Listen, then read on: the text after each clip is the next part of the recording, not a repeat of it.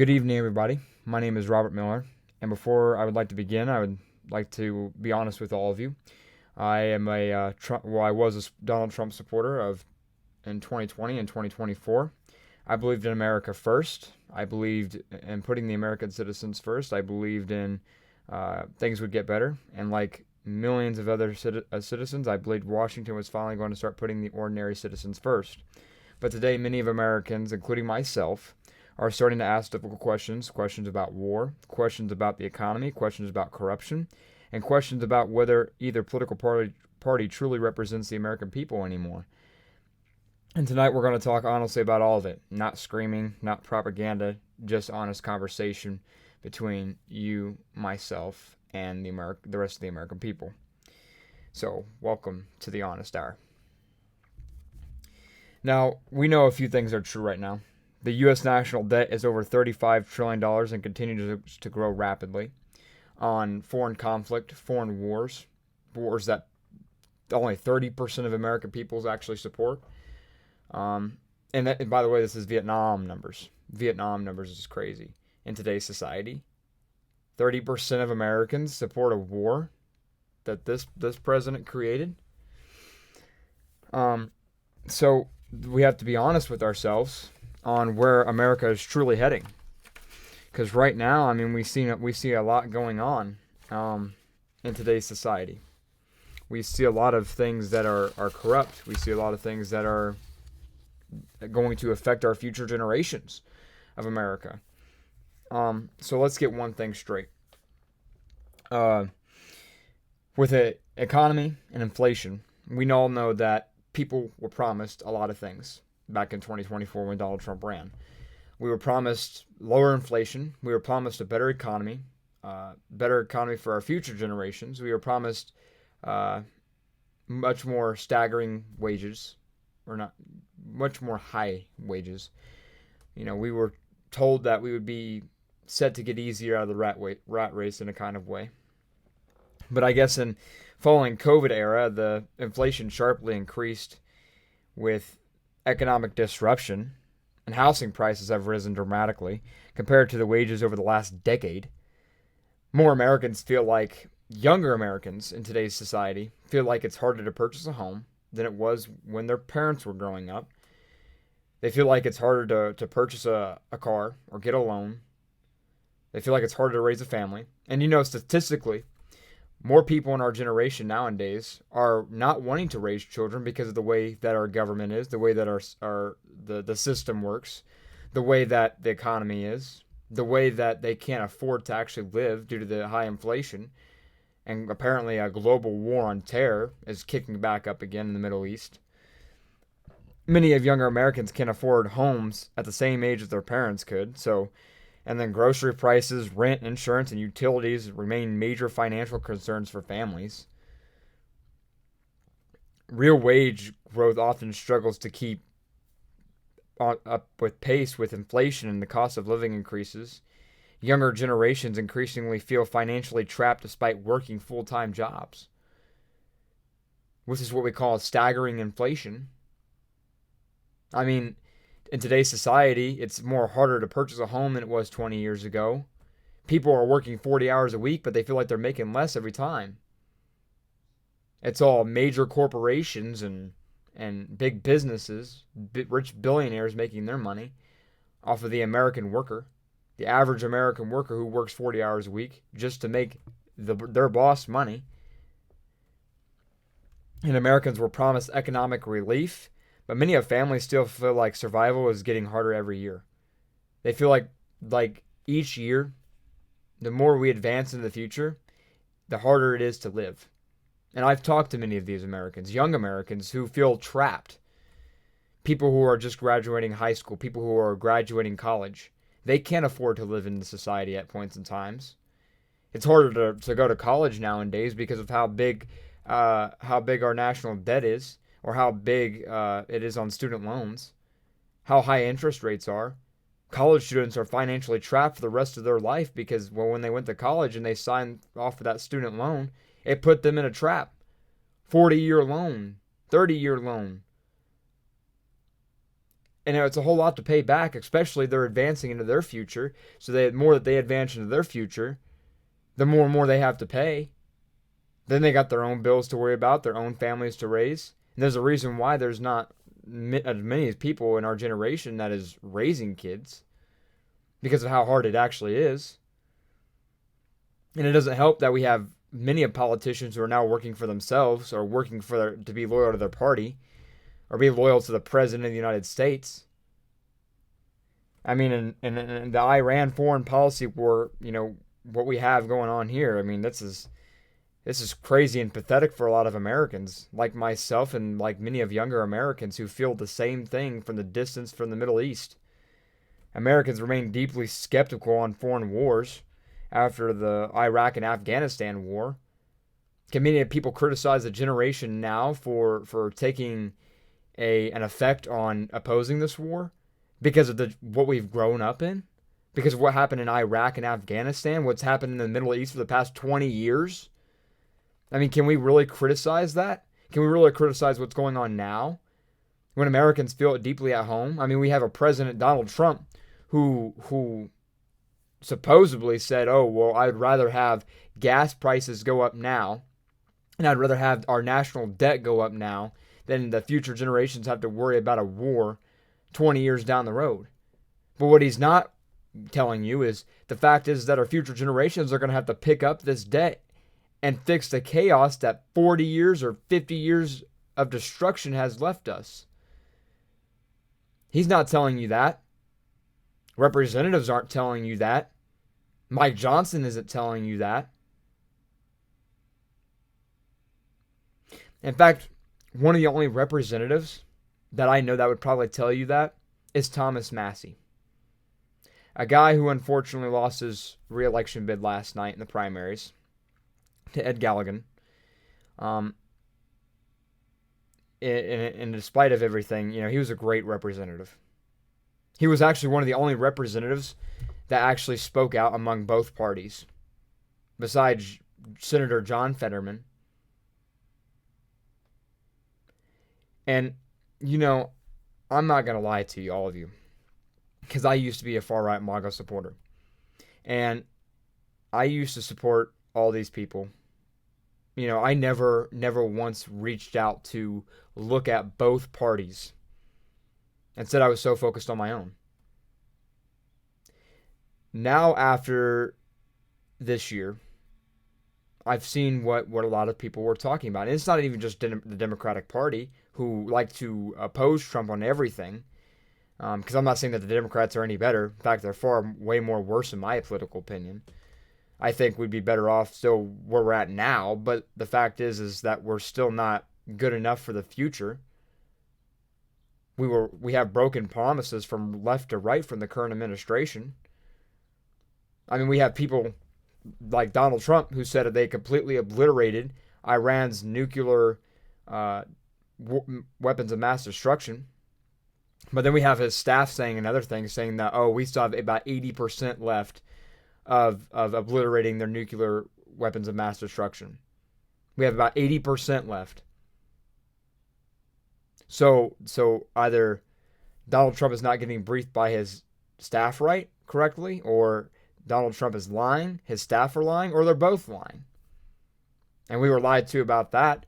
We were lied in the first place on why we even went into war with this country of Iran.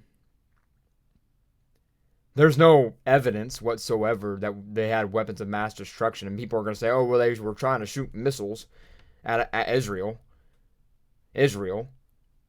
How many years has Israel tried to have America take their bait into getting into another foreign conflict in the Middle East? And by the way, many people are probably going to say, your far-right MAGA supporters are probably say, Israel is a major ally in the Middle East.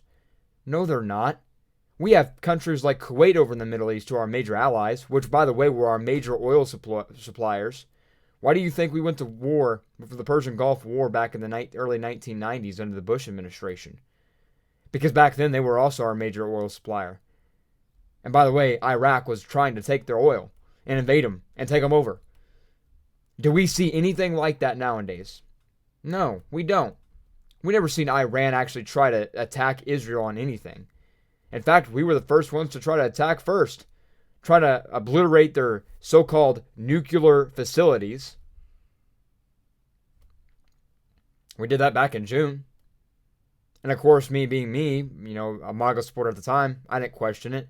In fact, I supported it at first until I started doing my own research and knowing that's actually false claims. There's no evidence that they were nuclear facilities. There's no evidence whatsoever that they had weapons of mass destruction. But by the way, where have we heard this before? 2003, Iraq War.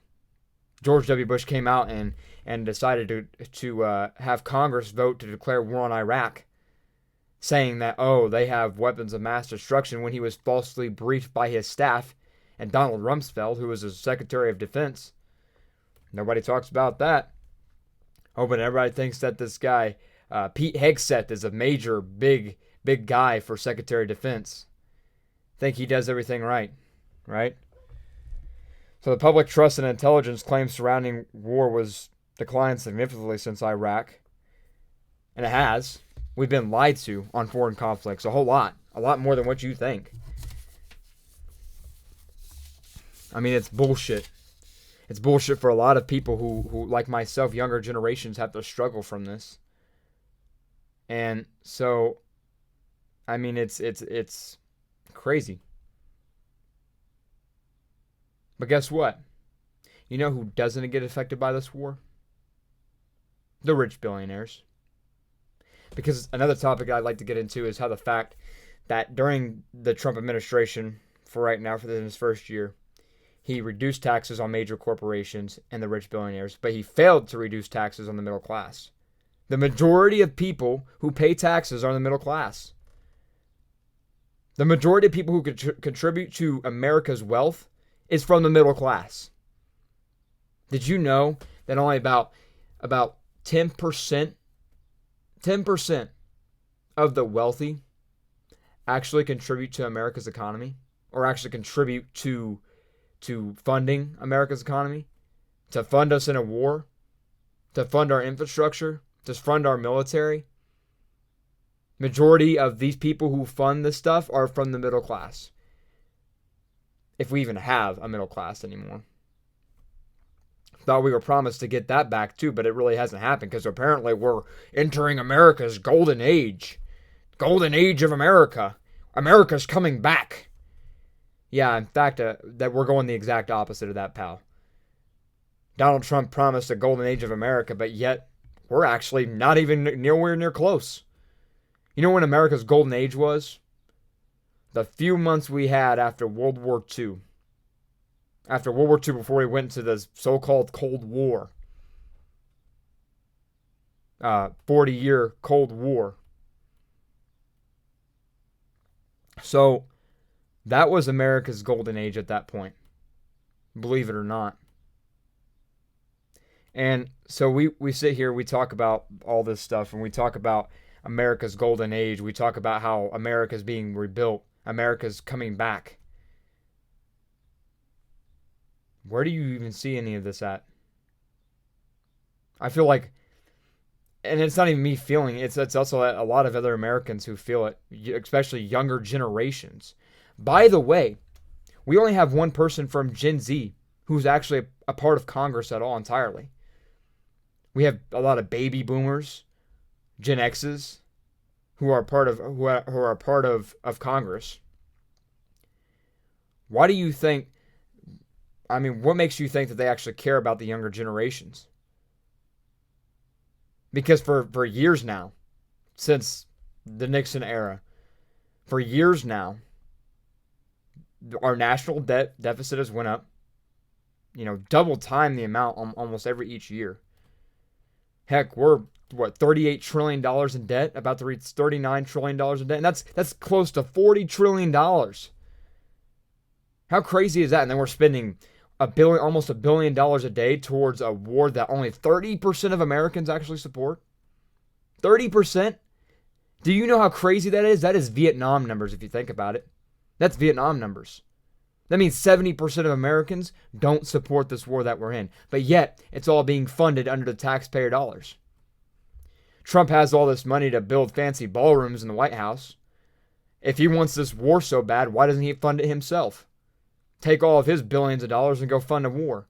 Go feed these lobsters and steaks to all these military people who don't even want to go over to Iran, who don't want to go fight them.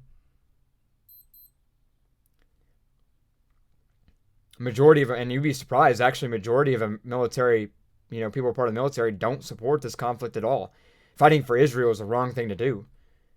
Fighting for America is the right thing to do, constitutionally and rightfully. It's the right thing to do. They took an oath. They took an oath to defend the United States of America. They never took an oath to defend its allies. They never took an oath to defend Israel. They took an oath to simply defend the Constitution of the United States and the American people. They took an oath that George Washington had promised when he became the first president of the United States. We were supposed to live by George Washington. George Washington warned us about political parties, about long-term fractions. He warned us about it, and of course, us being Americans didn't listen to that. Oh, what does George Washington know? What does George Washington know? Really? George Washington was a major general during the Revolutionary War who led us to our great independence, to break away from a monarchy, from kings, from a royal family who dictated us for many of years now, just so we could have our freedom. Oh, but what does George Washington know? George Washington probably knows a lot more than what the majority average American does today. And many people fail to say it, but he's the best president we've ever had of all time. One of the president who was not affiliated with politics at all.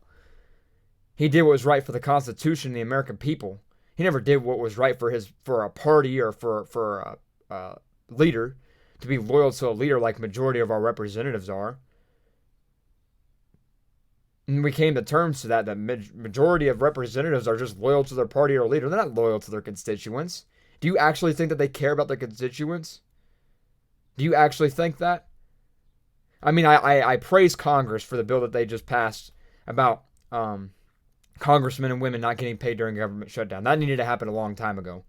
And I'm shocked that it happened now, because the first time they tried to get it through, it failed. But now they try to do it again, and now it finally passed.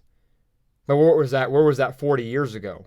Why were they getting paid during the government shutdown, and our military members, our military men and women, weren't getting paid at all? How disgraceful was that? But the reason why I talk about Thomas Massie in Congress so much is because Thomas Massie became known for opposing large spending bills and challenging party leadership on both sides of the aisle. Yes, he was a Republican, and he sided with Republicans a lot of time. In fact, he was a MAGA supporter at first. Or not a MAGA supporter, I should say. He aligned himself with MAGA a whole lot. He aligned himself with that a whole lot. He frequently argued that Congress ignores constitutional limits and overspends taxpayer money. Hell, he supported the government Department of Government Efficiency. He supported that. He supported reducing the national deficit so that way our future generations don't have to struggle. Believe it or not, the last president we had that actually had a balanced budget was Calvin Coolidge in the 1920s. It's been 100 years since America actually had a balanced budget.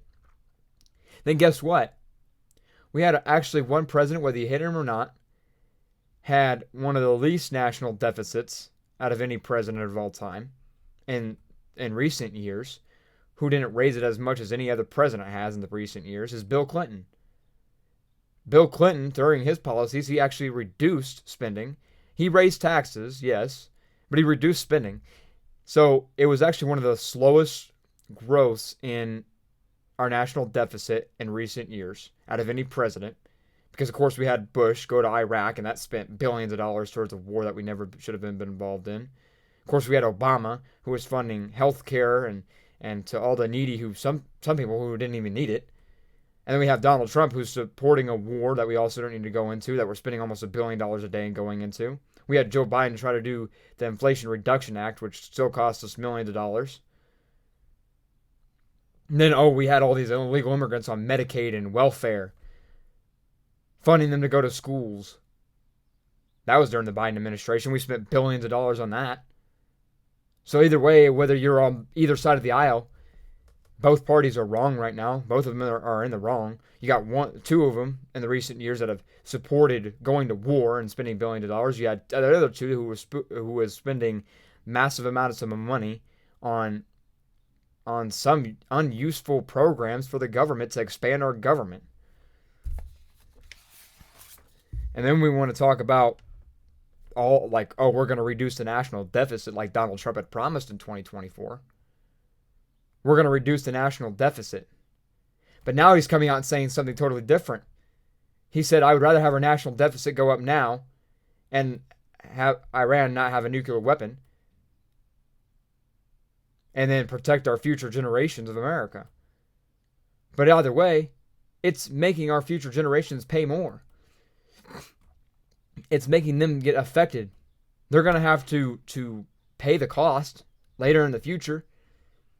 Heck, we'll be lucky if our national deficit isn't $60 trillion by the 2040s. Many of supporters of Donald Trump viewed him as an independent, principled type of guy. Many of critics viewed him as a obstructionist, which itself became a part of a debate around independent representation. Many of voters respected that he often voted based on principles rather than political pressure. I'm talking about Thomas Massie. I said Donald Trump. Rather than political pressure. He was an independent type of guy. He sided with the Republican Party. He was a Republican, yes. But he also stood up to criticize his party when his party was wrong. How many representatives do we actually see that nowadays? Not many. I could tell you that. In fact, majority of them are hypocrites. Majority of them are corrupt. Majority of them want the money out of it. They get paid by the taxpayer dollars. They get funded by the taxpayers just to make their salary and their paycheck. Get a load of this. Wow. That's insane to think about. And we're paying these people to do what? Be loyal to their party and their party members. And I can tell you that the Republican Party isn't the only one, too. I can tell you it's also people like Chuck Schumer and Nancy Pelosi who have been in politics for decades now on the Democratic side as well, who are being loyal to their party members and the president, who was Joe Biden a few years ago. Still don't know how America survived through that decade, that era. That was just terrible. During the Obama and Biden administration, then during the Biden administration. Now we're somewhere almost similar, just with the Republicans in control. So I want to ask every American this. Why does the government spending continue rising no matter who is elected? And why are younger generations struggling more financially despite working full-time? And do politicians truly represent the citizens anymore? And the thing I would like to say to that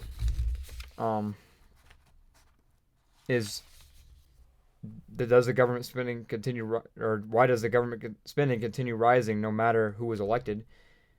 Because sometimes both parties, they really don't, they forget about the American people. They're so focused on wars. They're so focused on their salary and their paychecks. They forget about the American people. They're so focused on themselves, they forget about the American people. And the question is why younger generations struggling more financially despite working full time is because our inflation keeps on rising. The wages that workers make keep on going down. I mean, it's staggering inflation is what we call it. The term for it is. People can't afford to live in today's society because wages keep on going down and prices keep on going up. And it's hard to buy a home nowadays. I mean, I could give credit for Donald Trump and the administration for one thing, is the interest rates are going down. The stock market is decent. It's not the best stock market, but it's a hell of a lot better than it was 4 years ago. But at the same time, many of younger people are struggling to afford a home, to buy a car, to raise a family. Like I said earlier, is they don't want to raise a kid. You know why? Because it's so much money to raise a kid nowadays. People financially sometimes can't do it. Hell, they could barely afford to live on their own, let alone raise a wife or a husband or a kid. And do you think, the question is, do you think politicians truly represent the citizens anymore? Absolutely not. We've seen so many who have been represented by their party be loyal to their party. We have Donald Trump, who was backed by rich billionaires. People like me and people like Tucker Carlson or Margie Taylor Greene. People like Joe Rogan. These are all people, or Thomas Massey. These are all people who aren't your rich politicians or massive billionaires. So we stood up to Donald Trump, but Donald Trump's going to be loyal to people like Lindsey Graham or people who are rich politicians. Mike Johnson, Lindsey Graham. I mean, these are people who make billions of dollars towards their career. Of course, and Elon Musk as well. Of course, he's going to be loyal and listen to all these people because these are the people who fund his MAGA movement. They fund his MAGA movement, so of course he's going to listen to the rich and wealthy. He's not going to listen to the middle class like me and you. Hell, 10 years ago, we seen him going out and saying, oh, I'm going to drain the swamp. And many of us believed it because he wasn't your ordinary politician. He wasn't even a politician at all. Nowadays, 10 years down the road, he's not draining the swamp. He's joined the swamp. He's joined many of the corrupt politicians who promise and promise and promise, then break their promises just so they make these promises to get elected. Then when they get in office, they break their promises. And then majority of the Americans lose anyway, no matter what side you vote on. Many of Americans still struggle day to day. They can't afford to live. Do you think they really care? No, because they're collecting your paycheck. Your paycheck, I should say. It's your money. The taxpayer dollars funded that. Their $142,000 to $202,000 they make a year is all funded by you, by me, by the 300 million Americans who pay their taxes. But do you think they care when that paycheck goes in their pocket? Absolutely not. No way in hell. And many people will say the same thing that I'm saying right now. Even people who are on the far right. People who are MAGA supporters still. They would agree with me on that. But yet when it comes to the war in Iran, no, they won't. People won't agree with me on that. They think that they have a nuclear weapon of mass destruction. They think that it's worth spending billions of dollars a day, your money, which, by the way, only 30% of Americans support, going to Iran and spending that money, putting us more in national debt a day. But, we're going to believe in Donald Trump and Pete Hegseth. Pete Hegseth, who was a former news anchor. Pete Hegseth, who got ousted out of the army, by the way, for religious beliefs and trying to spread religion around the military. Got ousted as a major. I mean, nobody talks about that. And that's true fact, by the way. That's a fact. You look it up, too. He got ousted out of the military for trying to spread religious beliefs to some people who were atheists. And I'm not saying I'm an atheist. No. In fact, I'm a Christian supporter. I believe in God, and I believe in Jesus. But he was going around spreading religion all around the military, thinking it was right. Sometimes you got to keep that stuff secret. And obviously he didn't. But Donald Trump had all these people, people who got him elected. People like Tucker Carlson, who donated millions to his campaign. People who like Margie Taylor Greene, who took the time out of her day from her children to go campaign around the country for Donald Trump. We got him elected in these positions. Heck, even myself, I went around my community encouraging people to vote for Donald Trump. Took time out of my day. Took time out of my day for me. And I simply encourage people to go vote for him. But yet, what did we get? We get broken promises. Once he got elected, he kicked people like Margie Taylor Greene, Tucker Carlson, Joe Rogan. He kicked them all out of the party. All the people who were not funded by the elite, funded by the rich, he kicked them out. Instead, he started listening to people like Lindsey Graham. What does Lindsey Graham know? Well, I'm going to ask that. What the hell does Lindsey Graham know? Because I'm going to tell you this right now. Lindsey Graham back in 2021 actually stopped supporting Donald Trump due to the January 6th riots.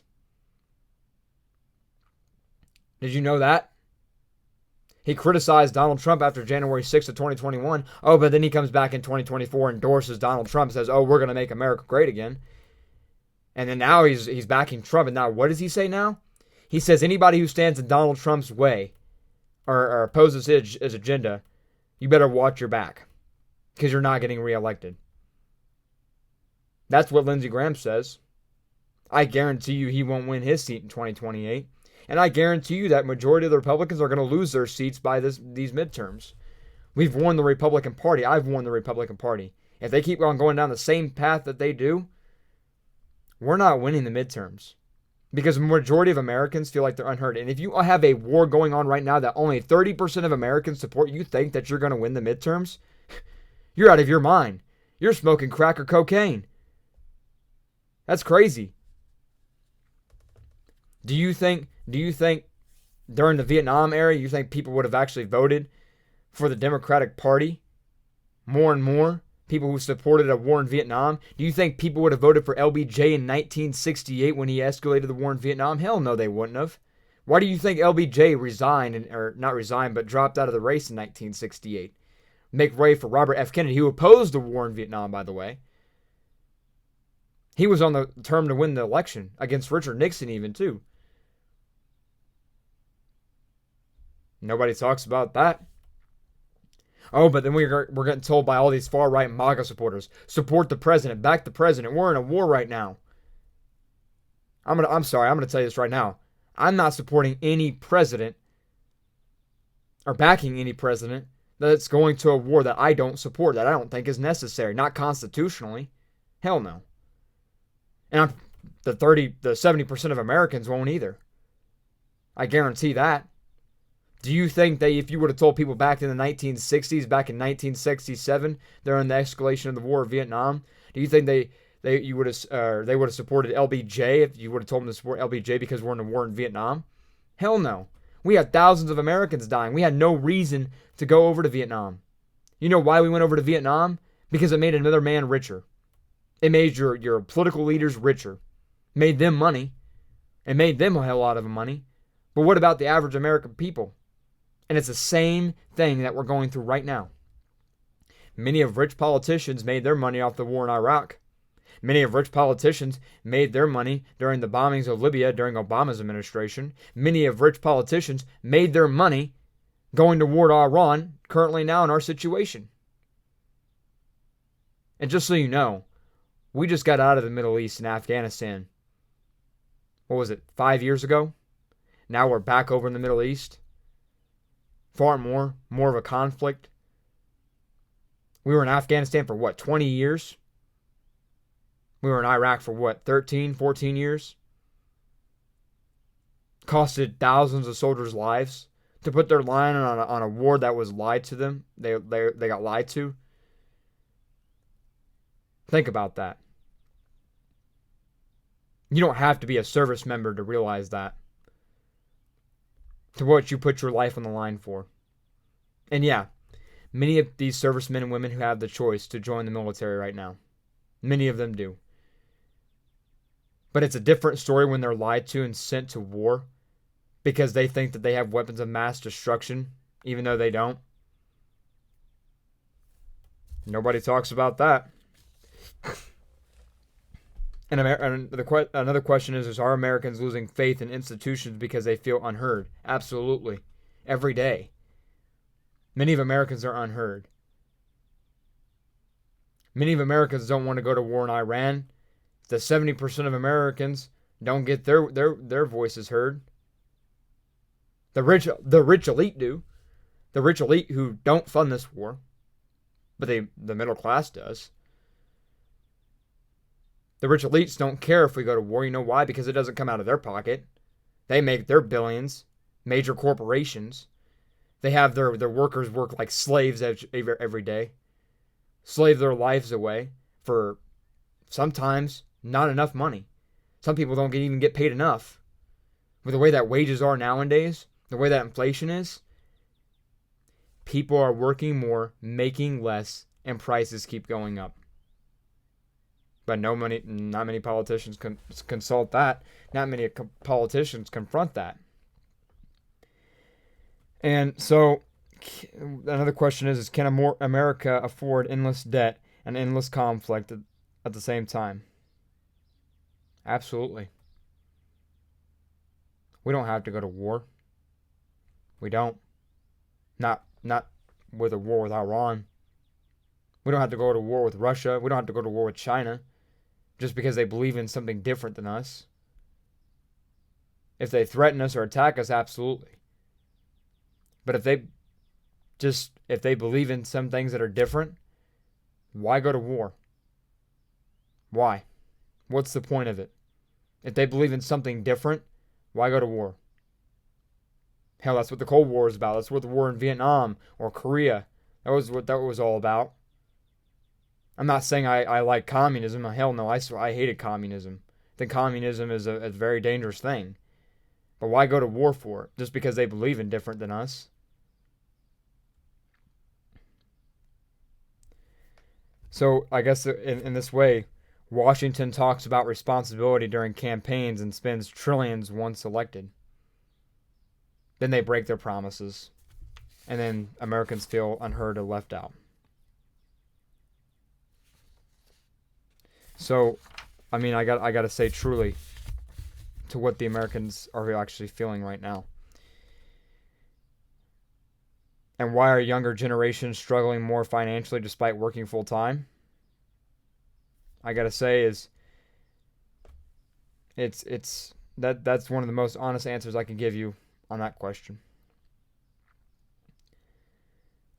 And it's disgraceful. But let me finish answering that question of can Americans afford endless debt and endless conflict at the same time? Many of Americans are beginning to question whether the country can continue spending massively overseas while debt and domestic struggles grow at home. Wars are expensive, financially and emotionally. Interest payments on debt are becoming enormous. Younger generations may inherit both economic debt and geopolitical instability. If politicians say they care about future generations, then debt and endless conflict should always concern them too. Simple as that. Our national debt raises every day, to pass it on to future generations. And as we say, the rich keep getting richer, the poor keep on getting poorer, and people lose jobs. People lose hope, and the generation of America and future generations continue to struggle. And this is a one-on-one with me and the American people. People who feel like their voices don't get heard. The American people, you have been lied to. I have been lied to. The 77 million Americans who voted for Donald Trump have been lied to. And I'm not saying you have to stop supporting Donald Trump. I'm not saying that Donald Trump's entirely a bad man. What I am saying is that he's finally joined the swamp. Same with many of his colleagues, with his staff. And it's so unfortunate in today's society that future generations of America, people in their 20s, people in their early 30s, have to struggle from this and pay the price. And it's disgraceful. I don't think that it's right at all. And neither do a lot of other Americans. But unfortunately, I guess that's how the big system of America works. It's such a great system, right? Everybody praises the system. They think America is a great country economically. And we may have one of the greatest and richest economies of all time. But what happens on the inside? It may look good in front of the door, but what happens behind closed doors?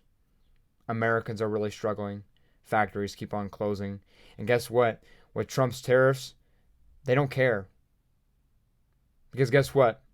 Major plants that used to be here in the United States, or places like Ford, GM, places like Craftsman, John Deere, they all used to be made right here in the heartland of America. Now where are they at? They're being made in China, Korea, Mexico, India, Japan. And then politicians promise to get these jobs back, but yet they never do. And said we think that raising tariffs is going to be such a big success. And then we have a president who's threatening to raise tariffs on any country who decides to trade with Cuba. Now we're trying to stage a massive takeover of Cuba next, just like we did in Venezuela. Just like we're trying to do a regime change in Iran. It's the same stuff, different day. And I guess many of Americans like myself and a lot of Americans who are concerned ask the same question. And we have to ask ourselves, America, when is this going to end? Because there's no end date to a war.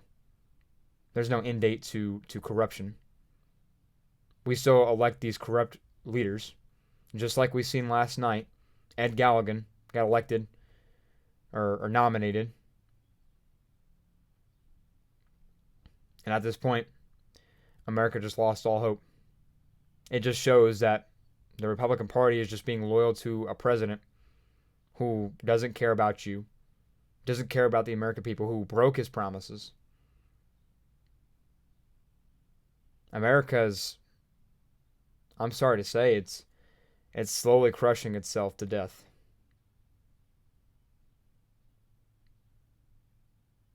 And people say that socialism will work. People like Bernie Sanders, or you have people on the far right who say that capitalism is the best. You still struggle from both sides of the aisle. The American people still lose in the end, no matter who you elect. We have too many people, too many of the elites in control and power, and less of the actual American workers who actually work every day to survive on a salary, on an income. Now it takes two people, a two-person income to buy a home. Two-figure income. When back in the day, it only took one income to buy a home, to pay the bills, to raise kids. And unfortunately, our future generations will never feel that. Not if we keep on going the way that we're going now. And it's a shame. It's a shame how far America has gone, what Americans are struggling, what they're feeling right now. And many of Americans, they're fed up with it. They're fed up with the corruption. They're fed up with people lying to them, with the rich elite.